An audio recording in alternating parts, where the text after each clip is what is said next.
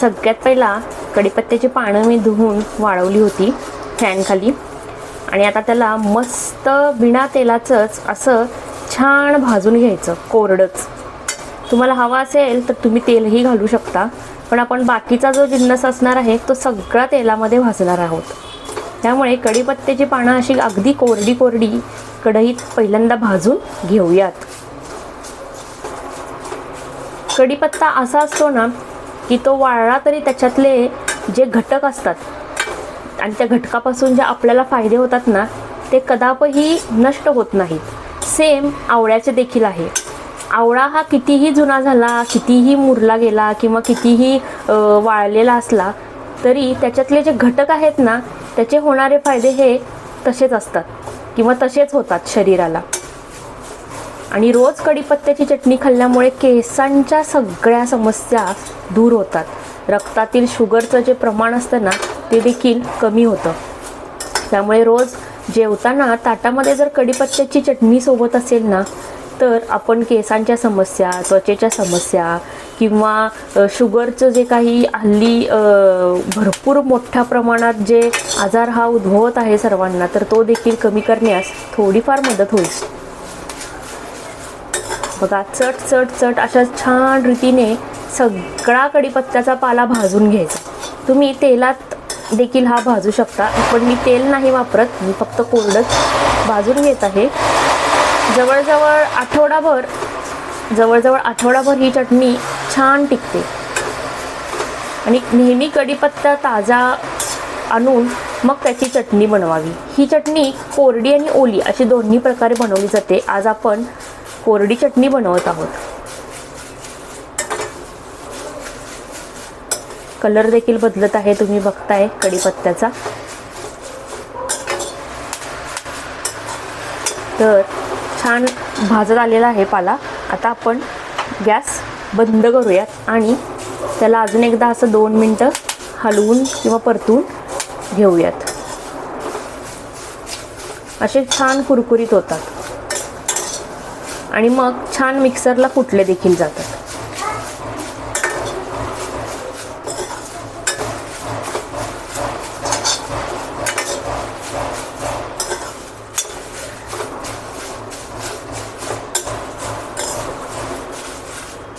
किती छान आवाज येत आहे बघा कढीपत्त्याच्या पालांचा, कुरकुरीत भाजले गेलेले.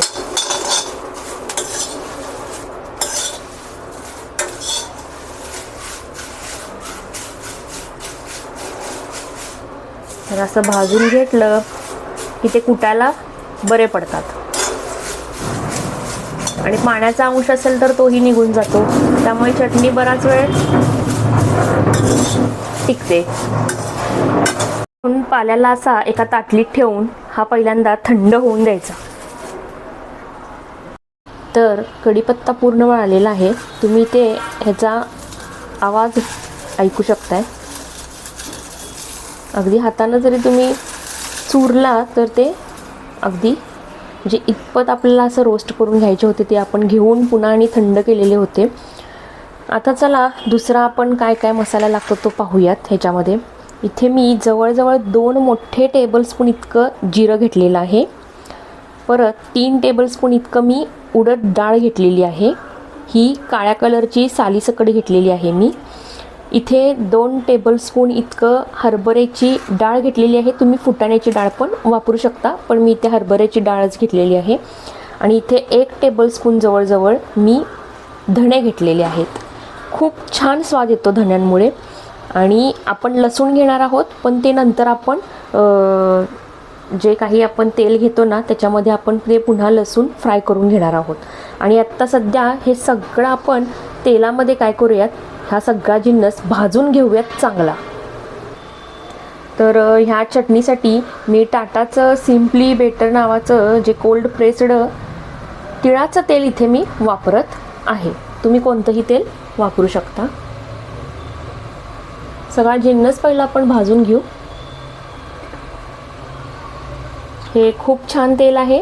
माझं करडईचं तेल संपलेलं आहे, त्यामुळे मी यावेळेस आता तिळाचं तेल वापरत आहे.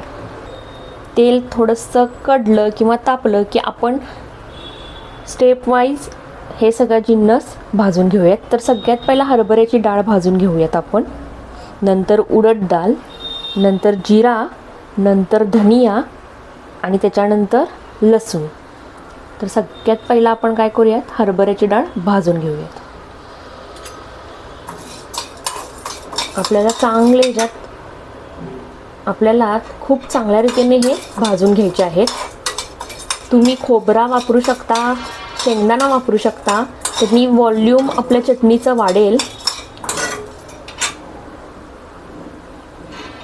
पण मी जस्ट इथे डाळीच वापरत आहे, बाकीचं कोणतंही साहित्य मी वापरत नाही आहे.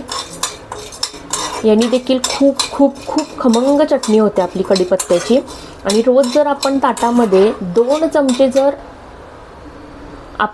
रोज ताटामध्ये 2 चमचे जर का हे कढीपत्त्याची चटणी घेतली जेवताना आणि ती जर खाल्ली आणि असं आपण सलग महिना 2 महिने जर केलं तर आपले केसांचे प्रॉब्लेम सगळ्यात पहिला कमी होतील. कारण भरपूर कॅल्शियम असतं कढीपत्तामध्ये आणि कच्चा कढीपत्ता खाल्ला जातो आपला, जो रोस्ट केलेला असतो. त्यांनी काय होतं, केस चांगले होतात. अकाली केस जर पांढरे होत असतील तर ते नाहीसे व्हायला चालू होतात. पण नित्य आपल्या जेवणात किंवा आपल्या ताटात ही चटणी असावी. हे आपण पहिल्यांदा भाजून घेऊयात. आता छान आपली डाळ आता खूप छान रीतीने भाजायला आलेली आहे. आता याच्यातच आपल्याला उडदाची डाळ देखील भाजून घ्यायची आहे.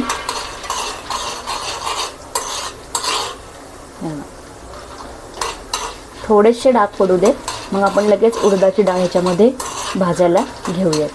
तुम्ही तेलाचं प्रमाण कमी अधिक करू शकता, पण मी इथे जवळजवळ 2 ते 3 टेबलस्पून तेल वापरलेलं आहे. आणि तेवढं तेल लागतंच चटणीमध्ये, कारण जेव्हा आपण हे मिक्सरला दरदरून कुटून घेतो ना, तेव्हा ते ॲब्सॉर्ब होतं सगळं तेल.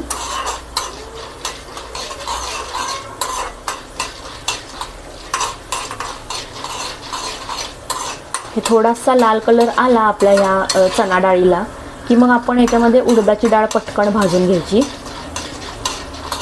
कारण जास्त वेळ तर चणा डाळ भाजायलाच जातो. उडीद डाळ पण पटकन भाजली जाते, जिरा आणि धने पण पटकन भाजले जातात. त्यामुळे भाजताना देखील एक स्टेप ठेवायचा. सगळ्यात पहिला हरभरा डाळ भाजून घ्यायची छान, त्याच्यानंतर उडीद डाळ भाजून घ्यायची याच मिश्रणात, त्याच्यानंतर जिरा आणि मग धनिया, आणि मग गॅस बंद करून ते पहिल्यांदा थंड होऊन द्यायचं. आणि मग नंतर आपण हे सगळं मिक्सरला दरदरून कुटून त्याच्यानंतर आपण त्याच्यामध्ये तांबडी तिखट, लसूण आणि मीठ चवीनुसार हे सगळं घालून घेणार आहोत.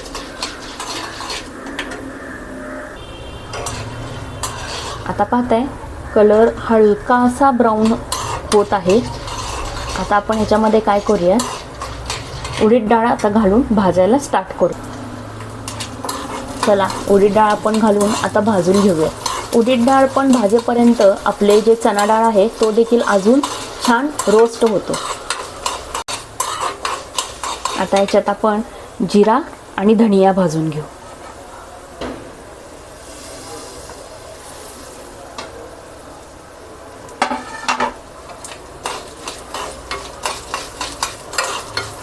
हा जिन्नस भाजणं खूप गरजेचं आहे. आणि अतिशय सुगंधित अशी आपली चटणी बनते कढीपत्त्याची. हलकं भाजून घ्यायचं. आता जिरे टाकल्यानंतर, जिरा आणि धनिया टाकल्यानंतर गॅस बंद करून ठेवायचा. पण त्याच्या आधी जे आपले हे लसूण पाकळे आहेत हे देखील आपण याच्यामध्येच काय करून घेऊयात, थोड्याशा परतून घेऊयात छान. आता मात्र सगळा जो आपला हा जिन्नस आहे ना अतिशय चांगला परतून होईल.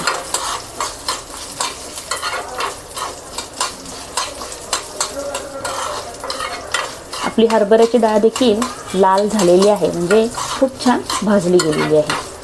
त्याचा स्वाद काय अप्रतिमच लागतो. ही तुम्ही आठवड्याभरासाठीची चटणी घरात करून खाऊ शकता. एअरटाईट कंटेनरमध्ये स्टोअर करायची.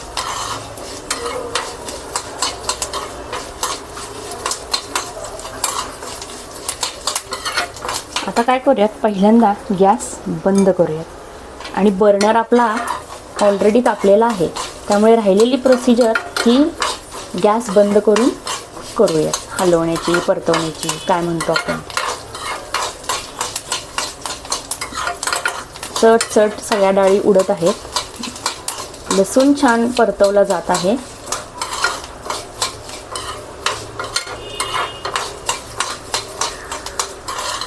लसूण नाही परतवला तरी चालेल, तसाच वापरला तरी चालेल, कारण की आपण एक आठवड्याभराची ही चटणी बनवत आहोत, त्यामुळे तो खराब नाही होणार चटणीमध्ये.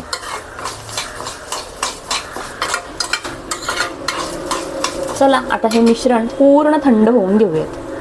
इथे तुम्ही पाहताय आपला जिन्नस पूर्णपणे थंड झालेला आहे. आता आपण तो मिक्सरला बारीक दरदरून वाटून घेऊ. तुम्ही इथे पाहताय चणा डाळ अगदी व्यवस्थित भाजली गेलेली आहे, पूर्ण काळपट करपलेली नाही आहे. तुम्ही यात धणे बघताय, धणे देखील करपलेले नाही आहेत. लसूण देखील अतिशय चांगला परतवला गेलेला आहे. जिऱ्यांचा जर कलर बघितला तर जिरे अजिबात करपलेले नाही आहेत. तर असा हा जिन्नस आपल्याला भाजायचा होता, जो आता आपण इथे भाजलेला आहे. आपल्याला हा जिन्नस करपवायचा नाही आहे. ओके, आता हे आपण मिक्सरला दरदरून पहिल्यांदा वाटून घेऊ आणि मग त्याच्यामध्ये हे कढीपत्त्याची पानं वाटून घालूयात. तर तुम्ही पाहताय मिक्सरला अगदी दरदरून हा मसाला वाटून घेतलेला आहे. म्हणजे ह्यात थोडेसे अजून उडदाची डाळ अजून वाटली गेलेली नाही आहे, निम्म्या अर्धे असे हे राहिलेले आहेत हरभऱ्याची डाळ. पण आपल्याला ह्या स्टेजलाच काय करायचं आहे, तर जी आपण ही कढीपत्त्याची पानं रोस्ट करून घेतली होती ना, तर ती देखील आपल्याला आता ह्याच्यामध्ये घालून काय करायचं आहे, मिक्सरलाच फिरवून घेऊन ही चटणी तयार करायची आहे. ती तयार करून घेऊ आपण पूर्ण मिक्सरला हे बारीक कुटून घेतलेलं आहे.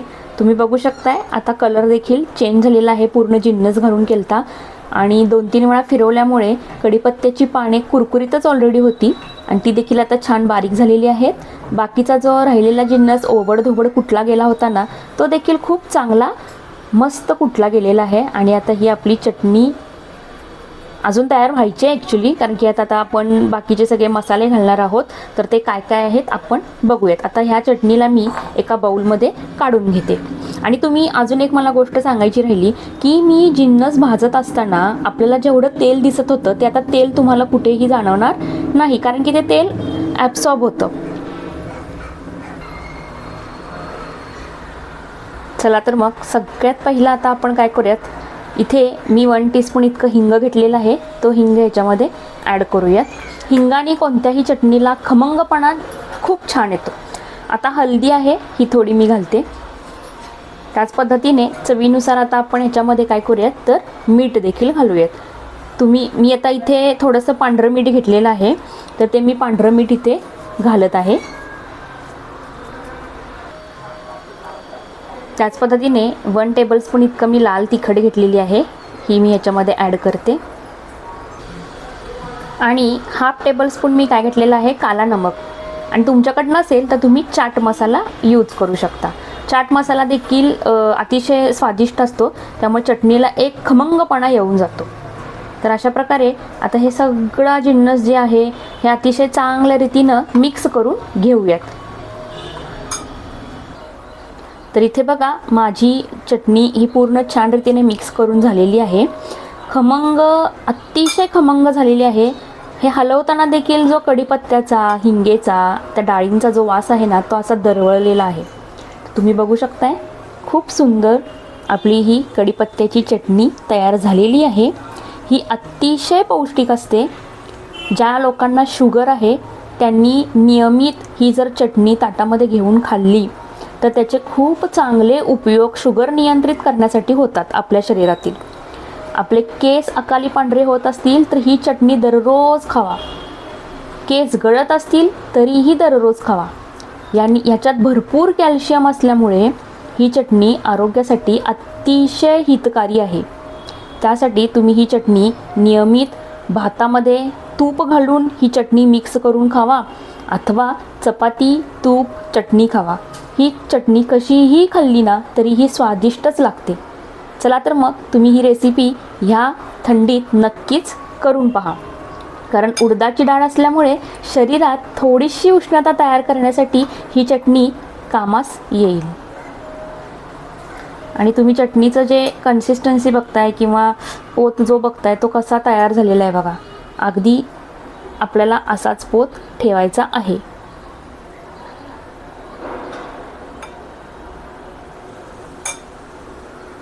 तर एअरटाईट कंटेनरमध्ये ही चटणी अगदी आठवड्याभरासाठी 2 आठवड्याभरासाठी तुम्ही साठवून खाऊ शकता.